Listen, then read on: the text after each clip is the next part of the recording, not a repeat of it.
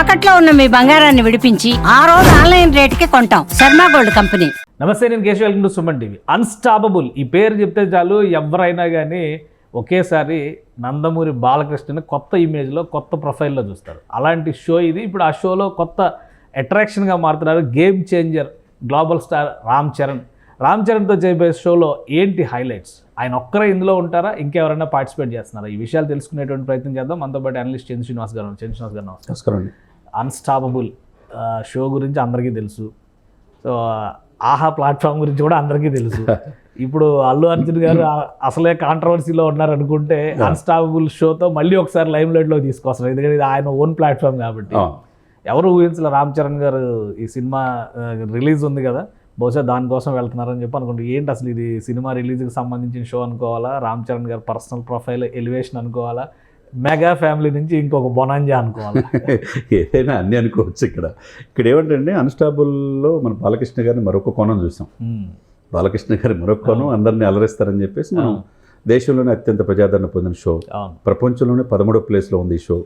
అంత వీక్షకులను కట్టిపడేసింది. అక్కడ ఎవరనేది కాదు. ఇక్కడ సీజన్లో ఇది ఒక హైలైట్ డెఫినెట్గా హైలైట్. ఇప్పుడు మనం చూసాం, అల్లు అర్జున్ గారిది కూడా చూసాం, చాలా విశేష ప్రజాదరణ పొందింది. ఎప్పుడైతే ఈ అన్స్టాపబుల్లో మనం అప్పుడు పవన్ కళ్యాణ్ గారిని కూడా చూసాం, చంద్రబాబు నాయుడు గారిని చూసాం.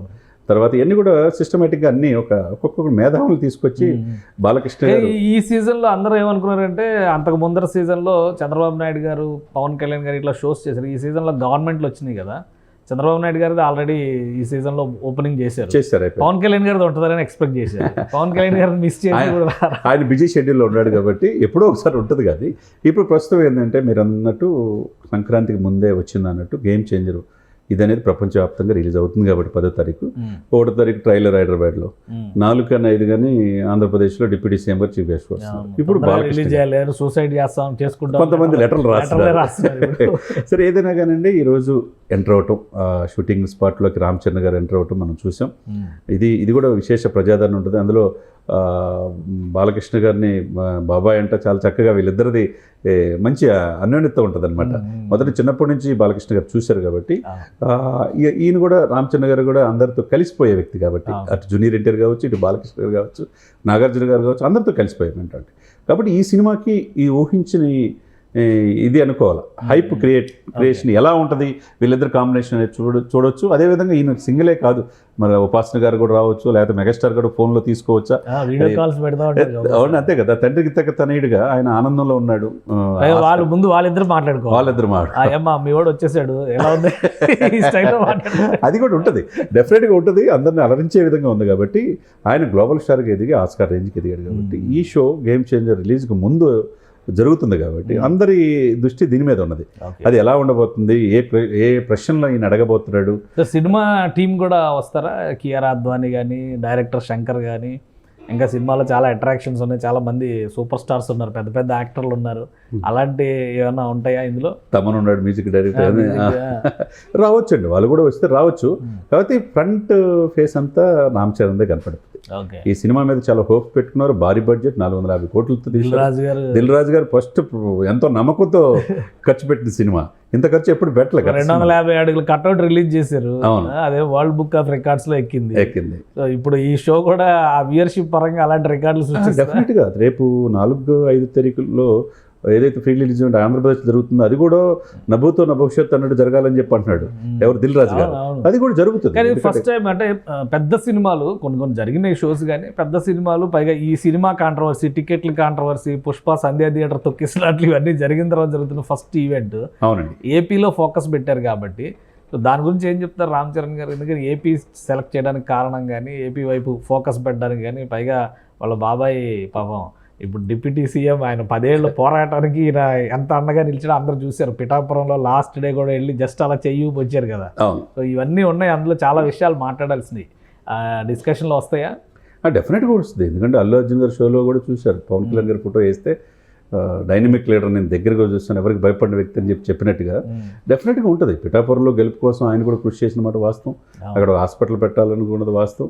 బాబాయ్ రాజకీయంగా మంచి పొజిషన్ చూడాలనుకున్నది ఆయన చూస్తా పెరిగాడు కాబట్టి. ఇక మీద దీంట్లో పాటు అంటే మీరు అన్నట్టు ఏపీలో ఆంధ్రప్రదేశ్ అనేది కాకుండా ఇరు రాష్ట్రాల్లో జరుగుతున్నాయి. ట్రైలర్ ఇక్కడ రిలీజ్ చేస్తే అక్కడ సినిమా ప్రీ రిలీజ్ ఈవెంట్. అదృష్టవశాత్తు ఏంటంటే డిప్యూటీ సీఎం గారు ఆ హోదాలో ఆయనకి సెలబ్రిటీ ఉంది. ఇప్పుడు అన్స్టాపుల్ బాలకృష్ణ గారు కూడా ఎమ్మెల్యే కదా, ఆయన ఎమ్మెల్యే, వాళ్ళ పెద్దలుడు మంత్రి గారు, చిన్నలుడు ఎంపీ గారు, అందరూ బావగారు సీఎం గారు. ఇంత ఉన్నప్పుడు ఒకవైపు రాజకీయాలు, ఒకవైపు సినిమా, రెండు డిస్కషన్కి వస్తాయి. అంటే రామ్ చరణ్ గారు కొద్దిగా రిజర్వ్డ్ గా ఉంటారు కదా, రాజకీయాలు అంటే వద్దులే అంటారేమో అనుకుంటున్నారు. లేదు, ఏ వద్దనేది ఏముంది, బాబాయ్ అంటే బాగా ఇష్టం కాబట్టి ప్రచారం. అలా అయితే వీడియో కాల్లో చిరంజీవి గారు వస్తారా, పవన్ కళ్యాణ్ గారు వస్తారా? చిరంజీవి గారు వస్తారు. ఇప్పుడు పవన్ కళ్యాణ్ గారు ఎక్టిక్ షెడ్యూల్ ఉంటాయి కాబట్టి పవన్ కళ్యాణ్ గారు మళ్ళీ షో ఉండొచ్చు. చిరంజీవి గారు డెఫినెట్గా, ఎందుకంటే తండ్రికి తగ్గ తనయుడుగా ఆయన 7-10 వయసులో చాలా ఆనందపడుతున్నాడు గ్లోబల్ స్టార్కి ఎదిగిన తన కొడుకుని చూసుకొని.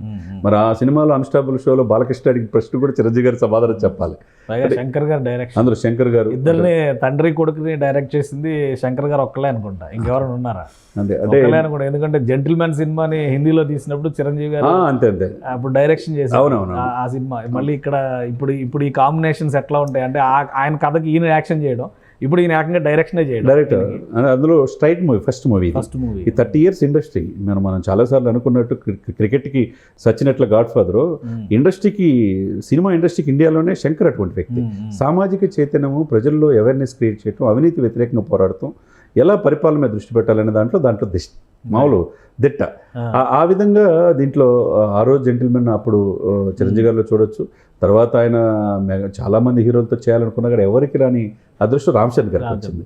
కాబట్టి దీని అదృష్టం కొద్దీ డైరెక్టర్, నిర్మాత కూడా ఖర్చు కనకాడిని ఇది. కానీ దీంట్లో ఇది ఫిస్టేజ్ ప్రాజెక్టు నాది. ఇండైరెక్ట్గా నా సినిమాలే 30 సంవత్సరాల నుంచి ఆదరిస్తున్నారు. నా స్ట్రైట్ మూవీ ఎంతో బాధ్యత తీశాను, మీరు ఆదరించండి ఆయన అంటున్నాడు. కాబట్టి ఇవన్నీ కూడా చాలామంది, ఈ టీం కూడా చాలా మంచి టీం ఉంది.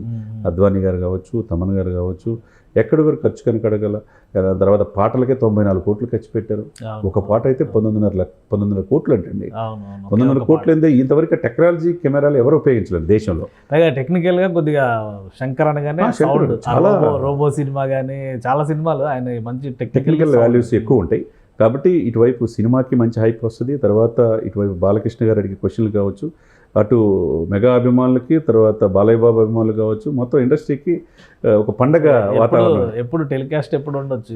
ఇది ఈ రోజు స్టార్ట్ అయింది కాబట్టి ఎప్పుడు అంటే 80% 5 తారీఖు లోపు అవుతుంది. మనకి సినిమా రిలీజ్ కంటే ముందే అవుతుంది, ఒక వారం రోజులు మ్యాక్సిమం. డెఫినెట్గా అంతే.